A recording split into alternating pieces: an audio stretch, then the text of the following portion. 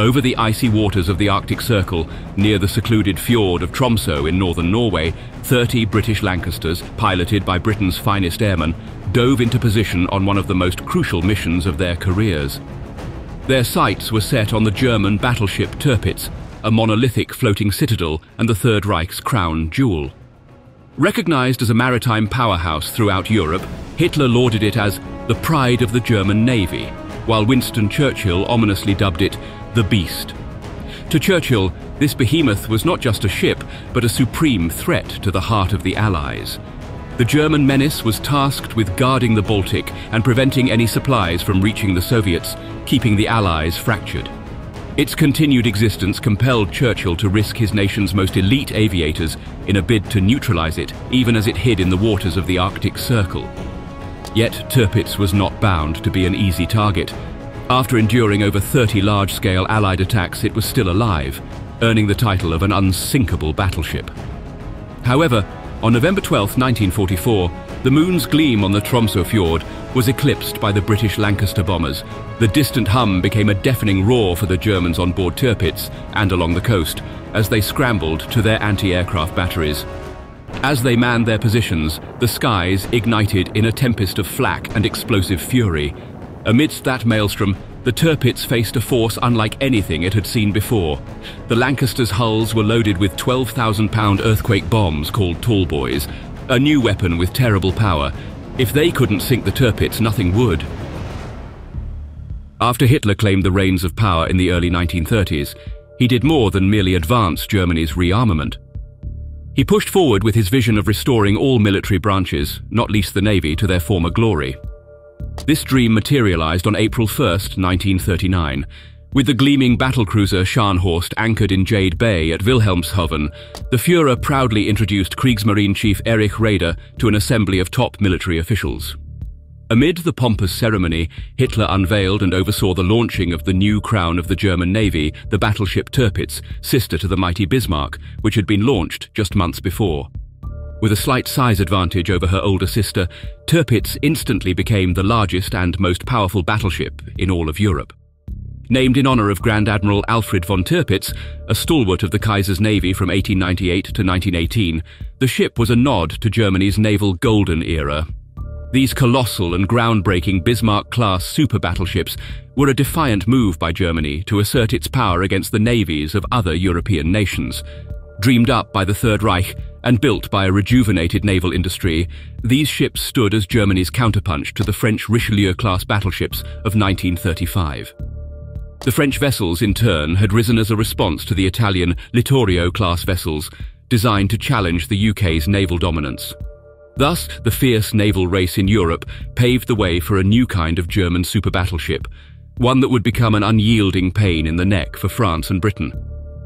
As Europe's fleets grew larger and incredibly more powerful, the prospect of a war more destructive and brutal than the Great War pushed the nations to attempt to halt the race by introducing the 1922 Washington Naval Treaty. This agreement sought to cap naval vessel tonnage. Though it initially forced Bismarck and Tirpitz to a 35,000-ton limit, the treaty's bounds proved pliable, often stretching to accommodate the interests of the major powers.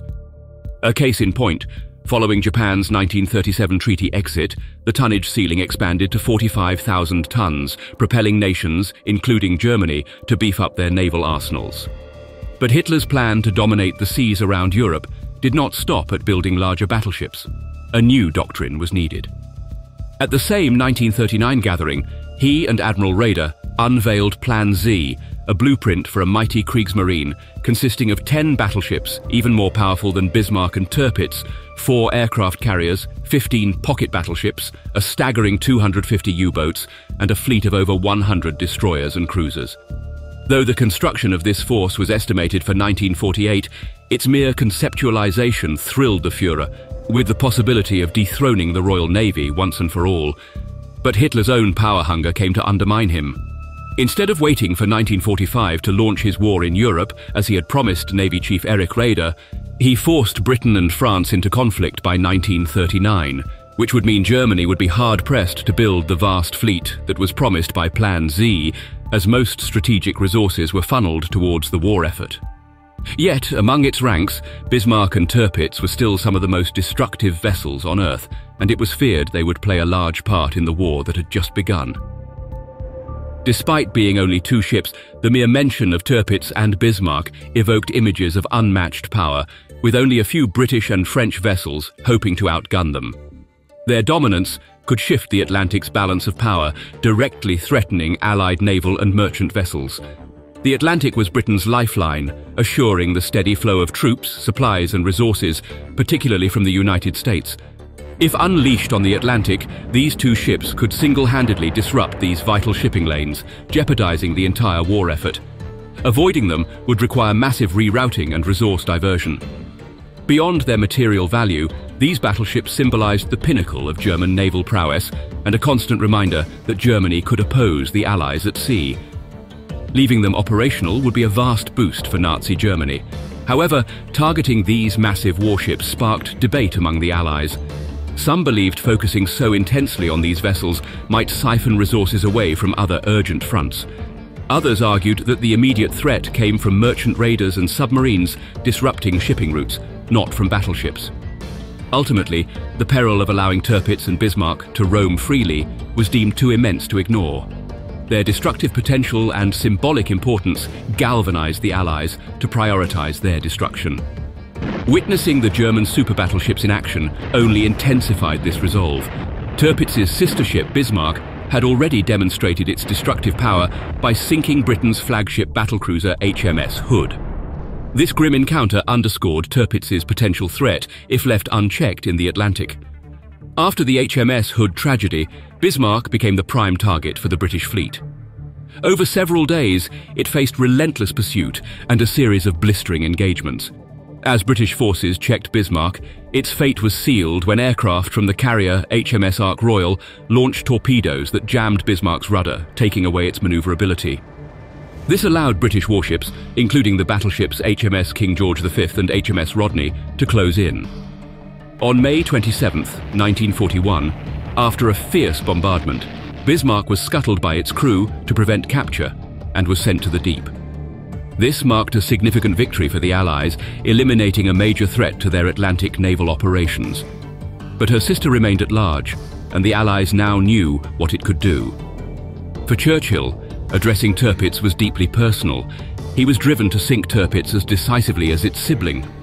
In a testament to his obsession, the shortest memorandum from Winston Churchill during World War II read just 3 words. Quote, "Where is Tirpitz?" Directed at the First Sea Lord Sir Dudley Pound on December 14, 1942, this inquiry captured Churchill's constant preoccupation to send the formidable German battleship to the ocean floor. Churchill's concerns were not unfounded. Tirpitz was engineered to instill fear in its enemies. Even when empty, she tipped the scales at 42,900 tons, swelling to 52,600 tons when ready for battle. She was nearly as long as 3 soccer fields placed end-to-end, at 251 meters, with a beam that stretched wider than a 12-story building on its side. The ship was powered by a roaring 160 793 horsepower steam turbine, fueled by 12 superheated boilers. The thunderous sound would split the ocean apart as the battleship charged forward at 31 knots. It was a dreadful sight for any Allied vessel and a morale boost for Kriegsmarine sailors. But it was the guns that made her a threat to the Allies. 8 15-inch guns capable of hurling shells over 35 kilometers with ease. And these weren't randomly placed. They even had names. Anton and Bruno stood guard at the front, while Caesar and Dora held the rear. These cannons were protected by a shell of steel, some sections as thick as 360 millimeters. The guns were forged to deliver overwhelming destruction and take a great deal of punishment while continuing to fire.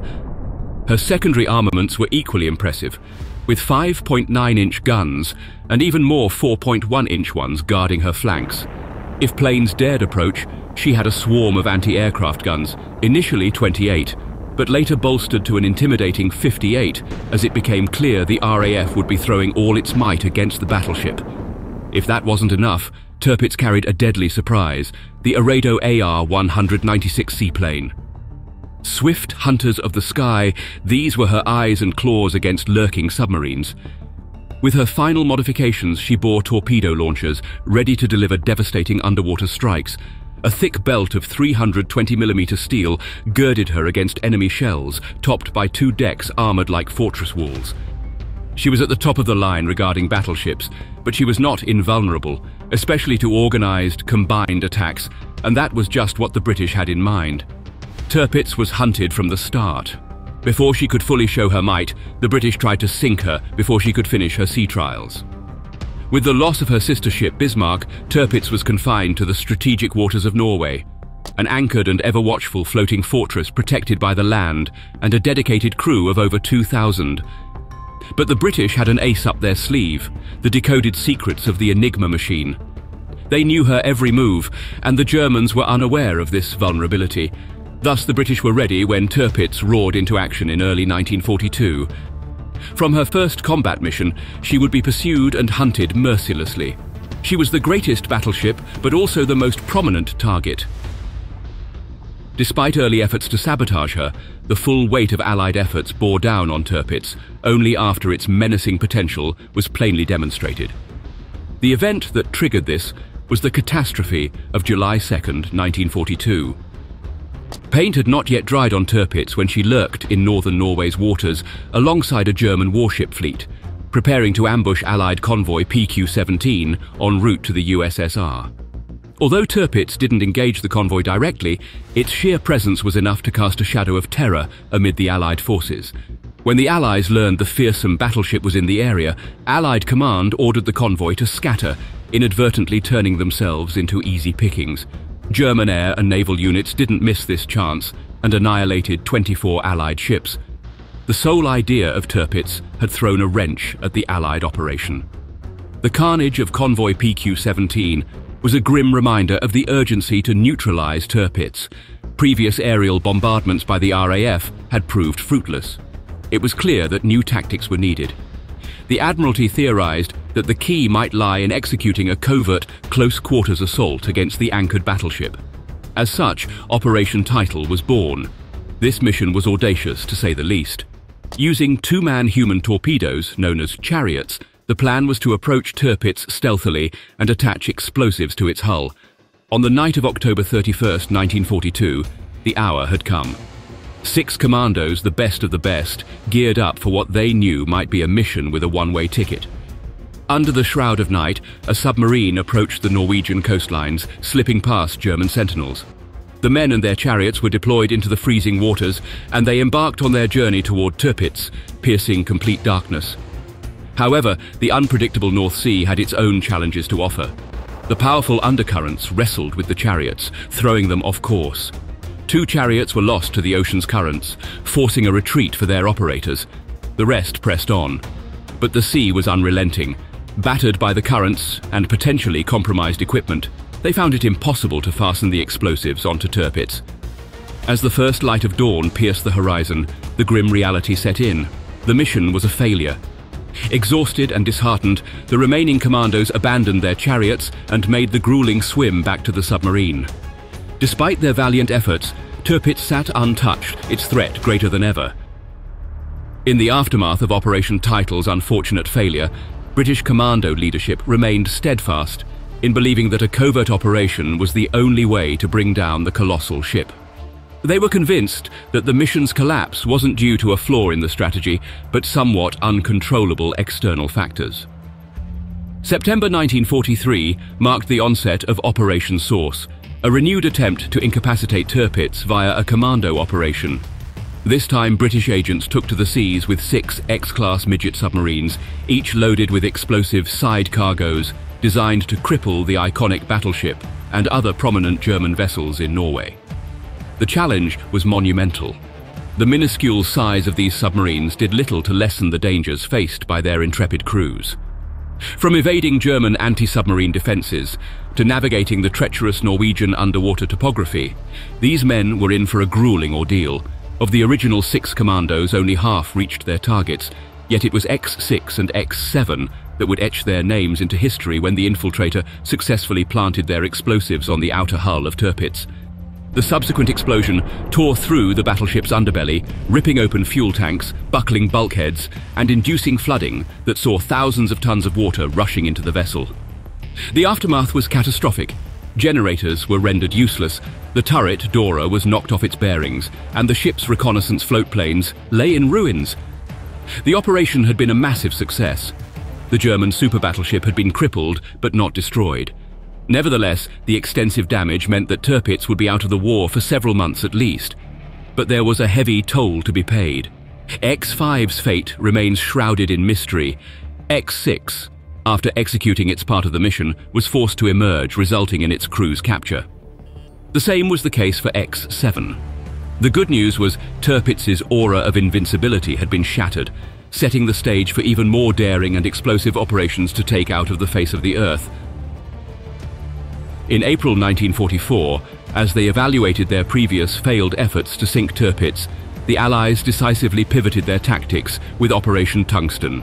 Attacking from below, the waves had not worked. Now they would strike from the sky. From the decks of fleet carriers, waves of aircraft unleashed havoc on Tirpitz, stationed in the biting cold of fjord, Norway. The raid was chaotic and intense, but not decisive. The onslaught left the vessel marred and wounded, its superstructure showing clear evidence of the brutal assault. Yet, Tirpitz refused to be defeated. The months that followed saw the Allies persist with an unwavering determination. Operation Mascot was swiftly followed by the relentless hammer blows of the Goodwood operations. The directive was unambiguous: render Tirpitz powerless. If it cannot be destroyed, keep it cornered and useless to the Germans. But German forces were not about to let their symbol of naval dominance be destroyed. Using deceiving smokescreens, ceaseless anti-aircraft fire barrages, and the Norwegian water's natural treacherousness created a fortress around the battleship that was not easy to breach. The Germans matched the Allies' aggression pound for pound at every turn. The RAF tried time after time, but they landed dozens of devastating hits every single time, but struggled to land the killing blow. Their ordnance appeared to lack the raw power to breach the naval titan's defences. September brought a powerful new weapon to the Allies that could just be the final nail in Tirpitz's coffin. Operation Paravane would use the Tallboy bomb, Barnes-Wallace's terrifying masterpiece. This monstrous 1,200-pound device was more than just an explosive. It was designed for deep penetration to bore into the very heart of its targets. Termed an earthquake bomb, its capabilities were unmatched. It was engineered to dive deep, shattering robust defences and armoured decks of warships like Tirpitz. The resulting explosion and shockwave, even without a direct hit, could inflict catastrophic structural damage. On September 15th, in a daring raid from Yagodnik, Russia, 23 Lancasters armed with tallboys stormed the Norwegian skies. Despite facing daunting defences and brutal weather, one bomb achieved its deadly purpose. It drilled through Tirpitz, detonated beneath, and unleashed a hellish maelstrom from within. The aftermath was utter chaos. As her crew fought to keep her afloat, the massive battleship was severely damaged, with its speed and maneuverability hampered. Desperate and coordinated German efforts to save the ship unfurled. It would take them almost a month of on-site repairs to allow the enormous vessel to move south to Tromsø for more in-depth repairs. The beast was crushed and agonizing, but it wasn't dead yet. Despite the failures, the Allies now had one thing clear: it would be an air attack that would sink Tirpitz. The prowess of the Tallboy bombs was evident. Given favourable weather, they had the sheer power to shred the German capital ship into oblivion. Nestled deep within Tromsø fjord's protective embrace, the Germans hoped they could keep the warship far away from RAF surveillance, enough time to bring her back to her former glory. But the Allies, equipped with the decrypted Enigma code, tracked the battleship's every move. Now, armed with motive, means and knowledge, the end game for Tirpitz was set in motion. Operation Catechism was launched on November 12, 1944. 30 Lancasters under the leadership of Wing Commanders J.B. Willey and L.A. Williams tore through the skies from Scotland. Maneuvering with precision, they avoided radar detection until the beast they hunted came into sight. Then, in a rapid, heart-stopping plunge, the bombers swooped, catching the Germans off guard. Frantic Kriegsmarine sailors scrambled to request air support from Bardufoss's Luftwaffe base. But luck wasn't on their side. There were no responses from the Luftwaffe, and no German pilots would fly that day. She could be wounded and weakened, but Tirpitz wasn't going down without a fight. Its anti-aircraft cannons roared, supported by land-based artillery, trying to swat the Lancasters from the sky.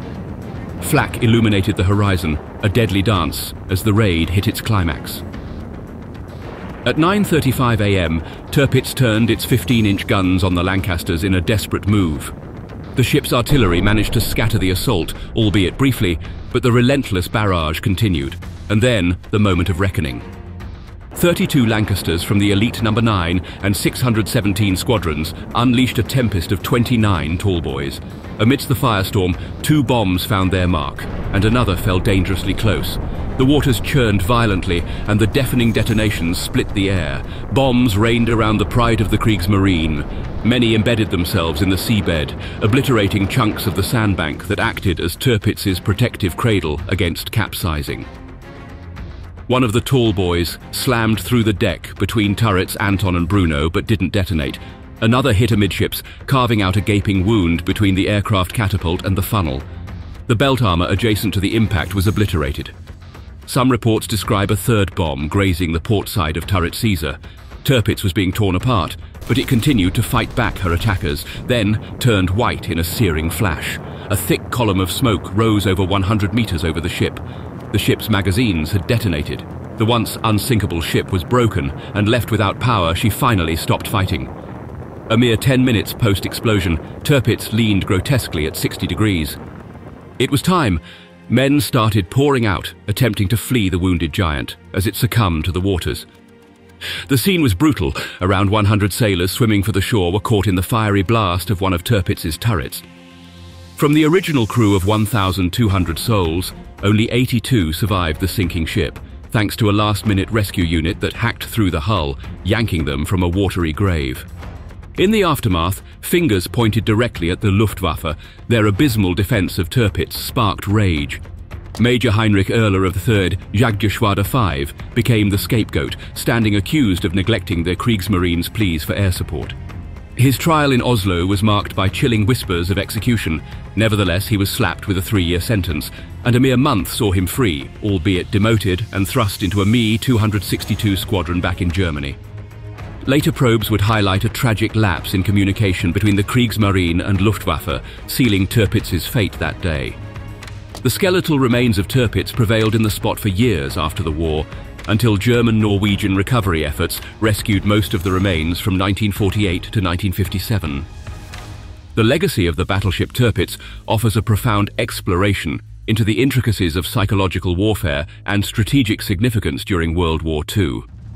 To the Germans, Tirpitz stood as an emblem of unmatched naval prowess, a floating citadel that imperiled the Allies' maritime supremacy. While, in hindsight, the ship engaged in limited direct combat, its looming presence in Norwegian waters compelled the British to reallocate vast resources, including ships, aircraft and manpower, solely to keep it in check. This fleet-in-being strategy underscored how, even without active engagement, Tirpitz profoundly shaped British naval tactics. The physical might of the warship paled in comparison to its symbolic power. The mere thought of one of the world's most imposing warships, under the Third Reich's command, poised to unleash havoc in the Atlantic, was strong enough to redefine the war's strategic landscape. The relentless attempts to neutralize Tirpitz, be it through bombing sorties, stealthy mini-submarines, or other daring methods, underscore the depth of British concern. The ship's threat as an idea was, in many respects, even more fearsome than its enormous 15-inch guns. The fateful sinking of Tirpitz in November 1944 did more than merely eliminate a looming threat. For the Germans, it was a crushing psychological blow, starkly revealing that not even their crowning naval jewel was beyond the reach of destruction. For the Allies, this monumental victory showcased their burgeoning aerial capabilities and the extraordinary measures they would undertake to neutralize pivotal threats. The demise of Tirpitz lightened the burden on Allied fleets, allowing a sharper focus on the war's main front. Also, it bolstered British supremacy in the North Atlantic, ensuring the safe passage of Arctic convoys to the USSR and reconnecting both fronts of the war in Europe. More broadly, Tirpitz's sinking symbolized the waning might of Nazi Germany, sending an unequivocal message. The war's momentum had shifted towards the Allies. Beyond the sinking of the steel superstructure, the idea Tirpitz represented vanished beneath the waves, heralding the end not only of Nazi Germany, but also of the illustrious era of battleships.